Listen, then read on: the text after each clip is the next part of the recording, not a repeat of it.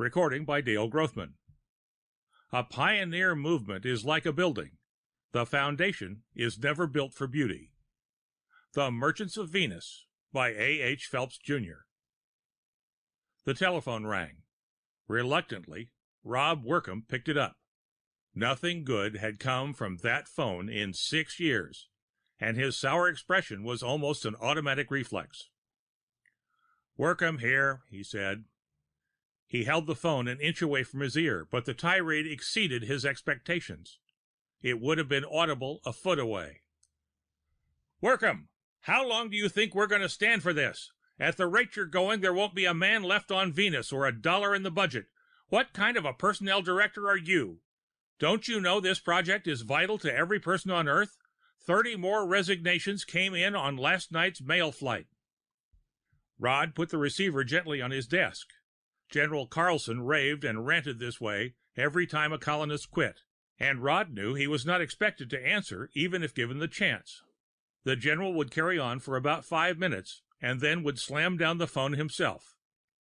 He dialed another number on the other phone. "This is Rod, Dave," he said when he got an answer. "Carlson is on the other phone yelling at my desk blotter. He says 30 more resignations came in just now. That right?" "Close enough, Rod. 23 pulled out. That makes 78% resigned in less than—" "Spare me the statistics. Carlson's probably blatting them right now. How do they break down? Are they mostly farmers or technicians?" "There were only 9 technicians left, and all of them quit with this bunch. The rest were farmers." Dave Newsom must be smoking his pipe, Rod decided. Grinding sounds were coming over the phone. "That doesn't leave very much on Venus to start a colony with. A few farmers, some trappers, and the scientific personnel. Damn it, they seem to stick it out all right." "Their contracts are different," Rod reminded him. "They go on a 2-year hitch and then come back to Earth, if they want to. The ones who are there are the ones who can take it, and are signed up again." There was a speculative pause on the other end of the line. "Say, Rod," Newsom said slowly, "why not leave this last batch of quitters right where they are? Every one of them. They signed up for the project with their eyes open. Why don't you just refuse to bring them home? They'd have to make a go of the colony to save their filthy necks." Rod grinned nastily. "I'd like to do it, but even General Carlson wouldn't dare. We'd never get another colonist off Earth once it got out. They wouldn't trust us. Our first problem is to get a self-supporting society on Venus, and that might do it, all right. But our main job is to relieve the crowding on Earth, and that means large numbers of people will have to go willingly later on. If we get tough with these babies, who will take a chance later on that we won't repeat the trick?" "But we lose 100 potential colonists every time one of these quitters starts talking about why he left. More harm is done by letting them come back than would result from leaving them where they are." Again, a speculative pause. "Maybe you could shoot them on arrival." "I'll suggest it to the general when I see him," Rod said, "if he doesn't shoot me first. Now, can you get me the files on this latest group? And I'd like to see the staff psychologist here, along with all the interviewers who handled and passed the group. We'll see what we can salvage out of this. And if you see Jamie, send him along too, will you? Maybe our gambling historian can find us something useful in the project record." "The files are already on the way, and I told Biddington you'd probably want to see him. He said he'd be along in about 10 minutes. I haven't located all the interviewers yet. Jamie's been right here, trying to talk me into a game of NIM and protesting he never heard of binary numbers. I'll send him up. But keep your hands on your wallet. If you need anything else, I'll be right here." Rod thanked him and hung up, shaking his head. Dave Newsom was too good a man to be stuck on a government project. He ought to get out before the trouble started. Anyone who worked for Rod Workham on Project Venus was likely to end up with a bad name. They lived under the axe. The only person who could be sure of his job was Rod himself. He'd been recommended by a committee of top men in his field, and no other personnel men would accept the job if he were removed. Also, most of his men would leave the project if General Carlson bounced him, for they had been telling him so ever since the job had gotten hot. But there was a danger that the general might decide to bypass personnel in selecting colonists. Or, what was more probable, might try to tame the planet with a military outpost. Rod could hardly blame the man for his feelings. The job was vital, and everyone was intensely interested in making a go of it. Scientific agriculture had gone about as far as it could. Hydroponics had already begun to shoulder the load required by an overpopulated planet. But the fact known to most intelligent people on Earth was that either new room was found in this kind of emergency, some place where people could go and live under nearly the same standards, or else some drastic changes in living standards would be required of all. And absolute and rigidly enforced birth control would have to go into effect. And all the attendant causes for race wars, nationalist wars, and have-not wars would crop up. But the majority of people wouldn't move to an undeveloped planet. You couldn't send ordinary citizens as pioneers. For one thing, they wouldn't want to go. For another, the new community wouldn't last long if you forced them to go. The average person had neither the attitudes nor the physique needed to make over a wilderness.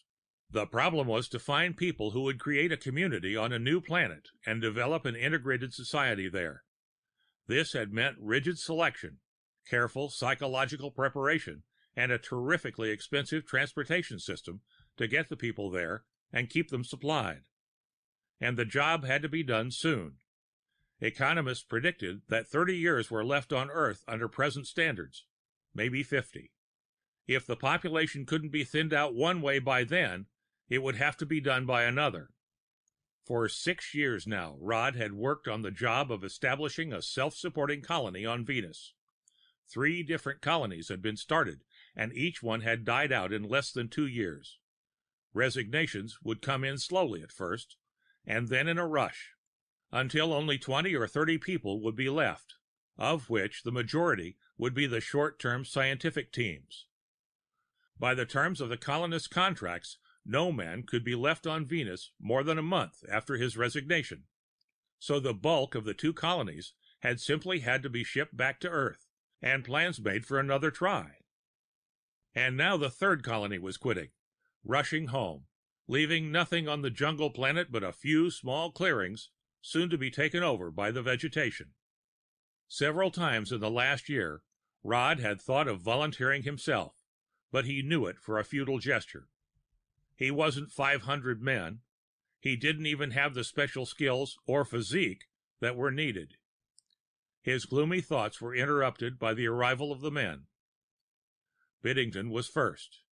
Then, in 2s and 3s, came the interviewers, all looking like the home team at the half, 3 touchdowns behind, and just waiting for their coach. If psychologists made good colonists, Rod thought, there would be a dozen more volunteers. The arrival of Homer Jameson brought the only cheerful face in the group.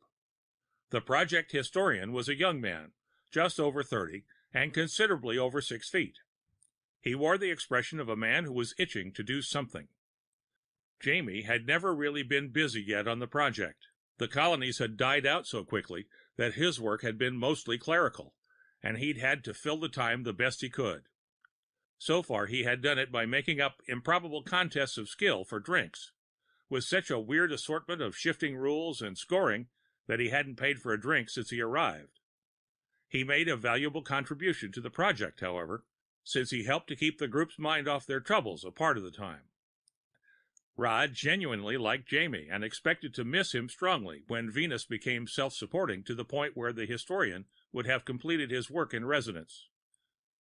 When they were all seated, Rod leaned across his desk and said, "I can see you all know why we're here. To begin with, I'm not going to accuse anyone of mistakes. Each of you is the best possible man in the country for his job. If you weren't, you wouldn't be here. I wouldn't have asked for you, and General Carlson wouldn't have kept you. So there's nothing to feel bad about. If you can't do this work, no one can. Self-recrimination is foolish when you've been put on an impossible problem. I didn't call you here to bawl you out, but to ask you if we should continue spending project funds for nothing.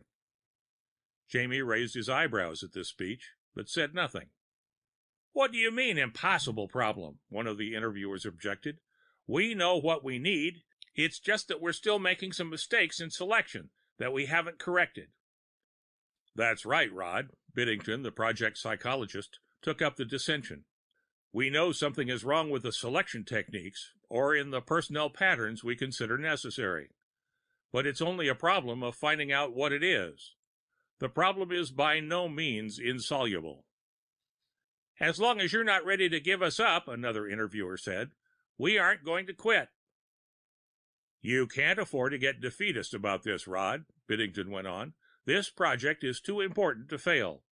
Whether you like it or not, your experience is too valuable for you to back out. Rod grinned and held up his hands. All right, that's the reaction I wanted. If all of you still think we can get somewhere, we may as well try to analyze this last group. He sat down at his desk. I have the files here, along with the tapes of the interviews. Let's see what difference we can find between those who hung on this long and the ones that quit after the first 3 months. The group settled down to trying to differentiate between a man who couldn't do a job but could try for 6 months longer than the next. They took the colonists carefully apart, trait by trait, and put them all back. They reviewed the colonists' records from birth and compared them in endless combinations. Jamie came into the discussion to show what the status of the colonies had been at the time each colonist had resigned, what diseases had been encountered when one man quit, and how much jungle had been cleared before another did. Files came and went in a continuous flux. Coffee and sandwiches came, and grew cold and stale. The air became gray with smoke. Nothing. The same results had come out of every investigation. You needed a man who was unstable to get him to leave Earth.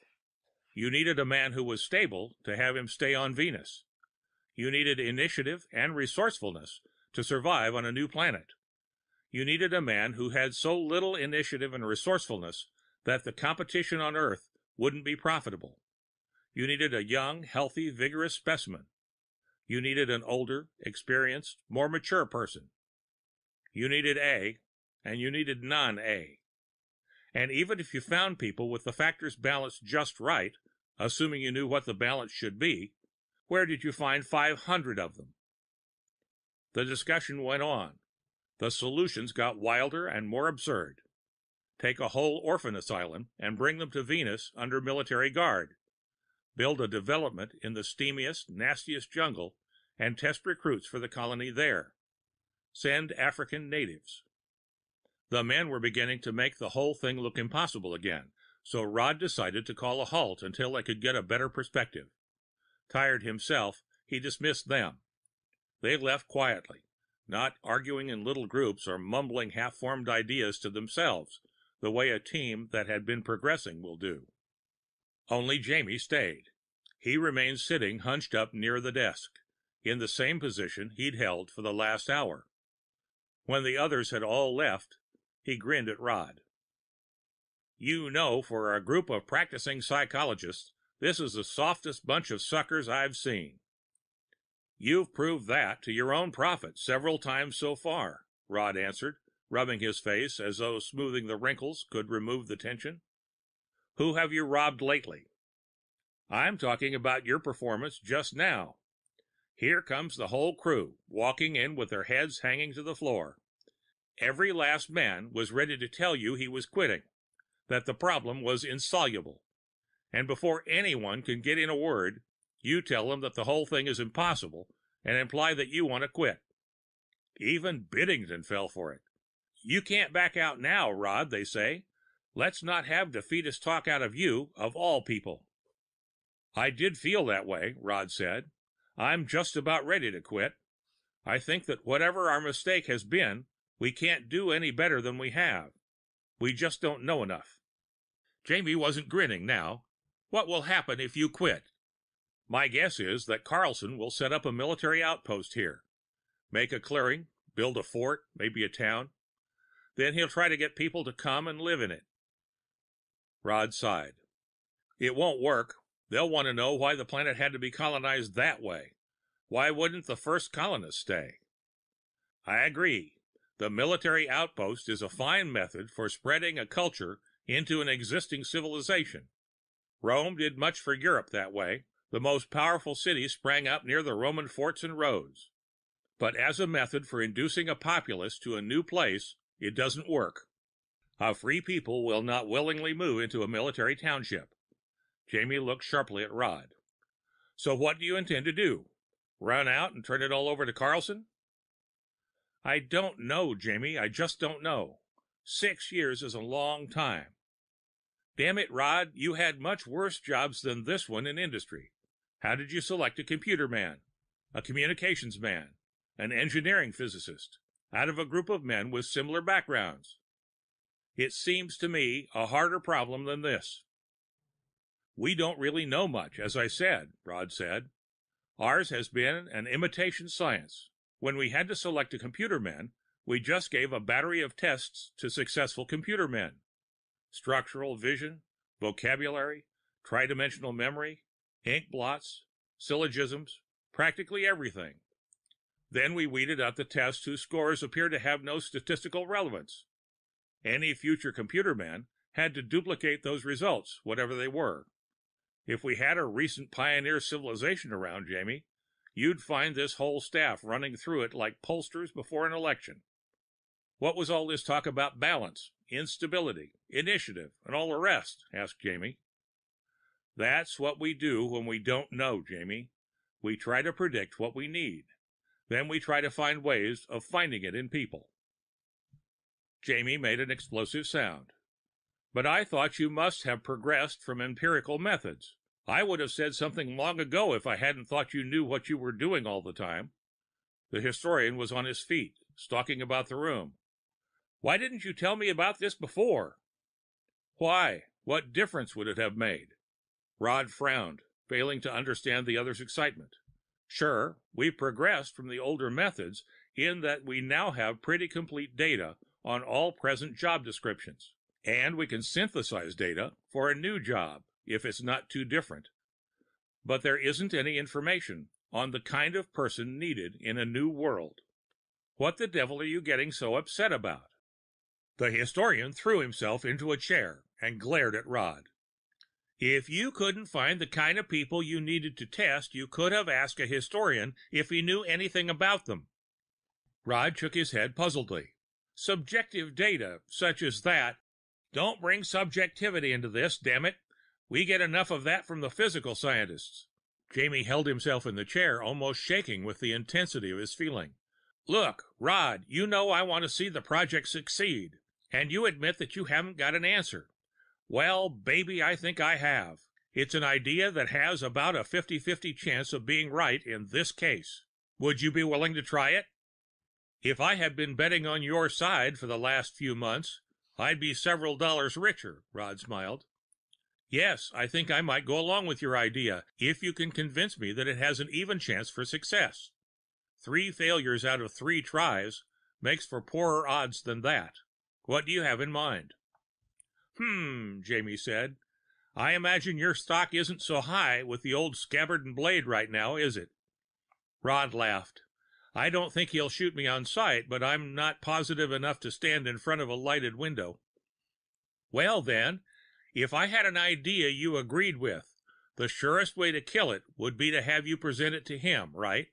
And if you fight it, it's sure to convince Carlson. Jamie thought hard for a moment, tapping the chair arm. Rod, I have to do something you aren't going to like. Do you trust me?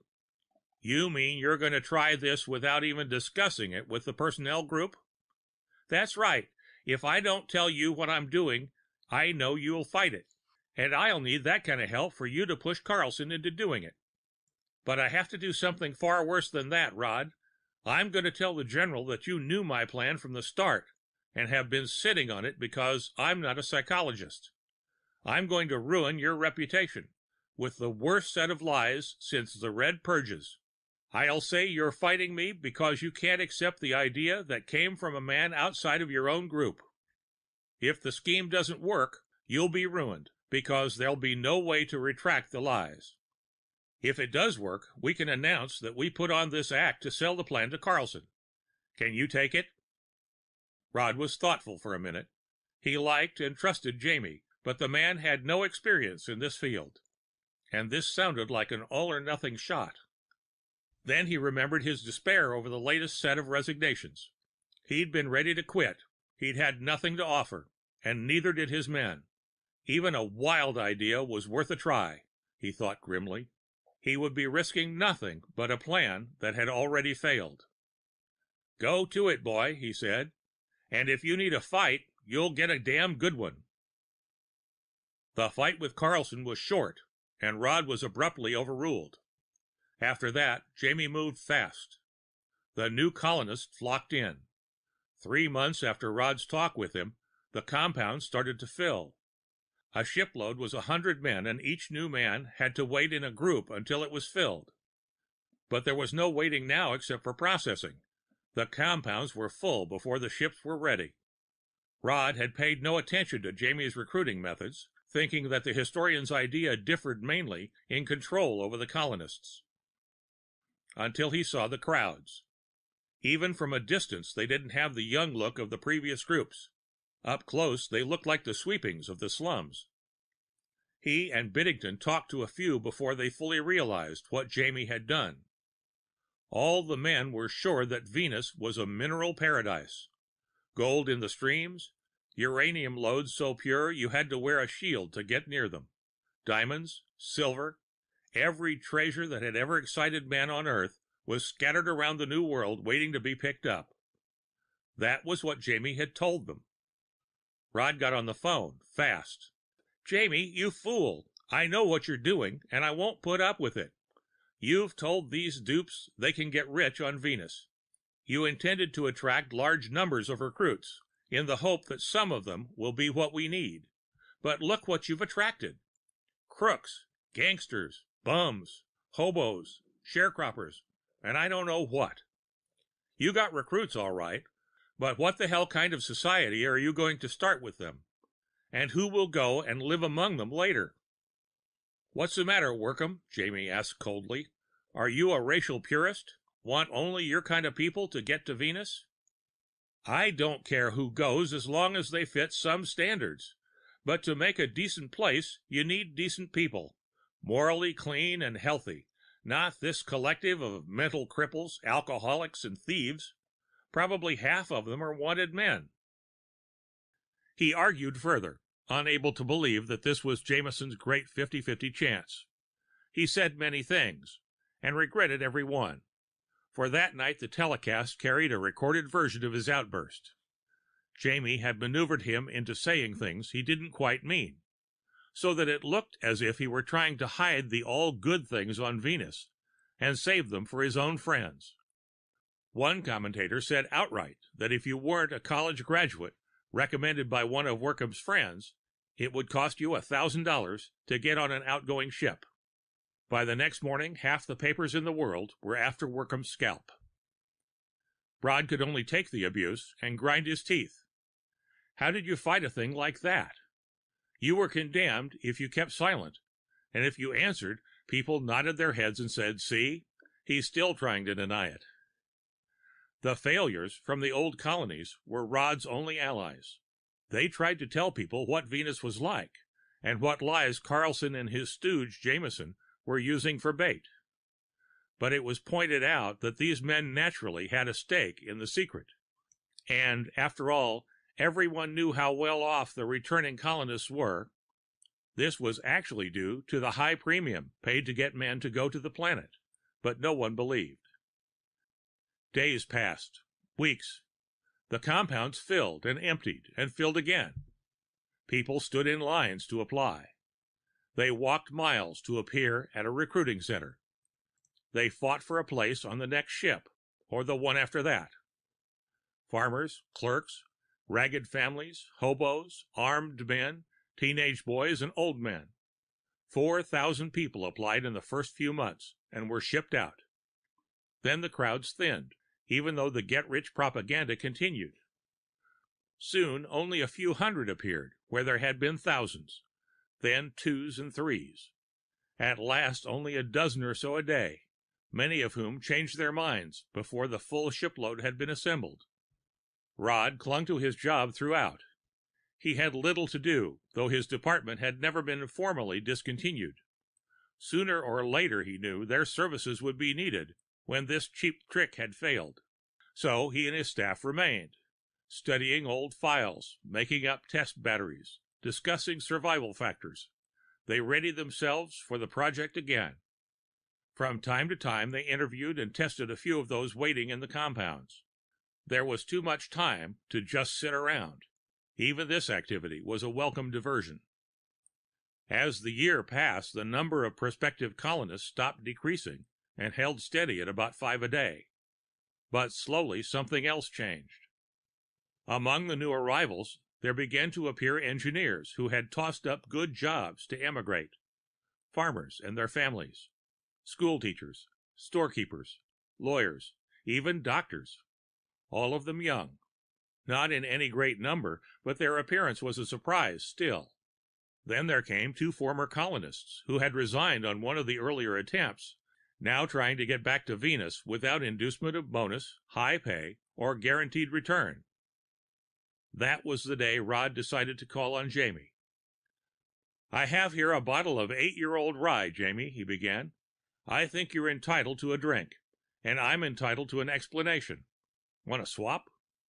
"Rod," Jamie's bony face lit up, "it's good to see you. I've been afraid to call you until we could admit to the hoax. Come in, come in." "Well, you did it," Rod said after they had settled down. "I met 2 former colonists in the compound today. They know there isn't gold on Venus, and still they want to go out for free, no contract. And lately we've been getting professional people. There was even a kid fresh out of journalism school who wants to start a paper. Jamie, how did you do it? Were we so far wrong as that?" "You did it yourself, Rod. You told me how, but you wouldn't have believed then. Or if you had, we'd never have sold it to Carlson. Remember, you said if there were only a recent pioneer civilization around, you'd run to them with ink blots and vocabulary tests. All you needed to do was duplicate the kind of person who settled America, or Australia, or California. Well, as a historian, I knew those people, and I knew what brought them, so I merely put out the same kind of bait." "Same kind of bait?" Rod exclaimed. "What about freedom of religion, freedom from oppression? Isn't that what brought people to this country? There's no opposition to flee from these days, and even if it was the same bait, why weren't the same kind of people attracted? You saw the first compound full. Where in that cesspool was Thomas Paine, or Franklin, or Miles Standish?" "Franklin was born here," Jamie grinned. "Paine didn't come over on the first wave. And I suppose General Carlson was Miles Standish. Maybe the kid journalist you saw was Paine's counterpart. No, Rod, the bait I held out attracted the same kind of people initially that it always has. You have been compromising all along on the factors you really wanted in order to get young, healthy, moral people to Venus. The answer was simply this: pioneers are not necessarily young, healthy, or moral. So you didn't get what you wanted. You see, America wasn't only founded by pilgrims, they were actually a minority here. We were settled by promoters, trappers, bonded servants, exiled British deportees, pickpockets, and thieves. We were explored by French and Spanish pirates. The better element in Europe didn't come here at first. Why should they? It was dangerous. Pioneering was to the advantage of the worst elements. They came by court order, out of necessity, for adventure. They came for gold more than for freedom, for a new chance more than for a new religion. Australia was set up as a penal colony. Others went there for gold or to start over where they weren't known. That's the kind of person who settles a new land. The misfits, too impulsive, drunkards, weaklings, convicts, and fugitives from justice, too sick in mind and body to make a go of it where they are. So we announced that there was a brand new world with a new chance for everyone on it. We implied that there was wealth.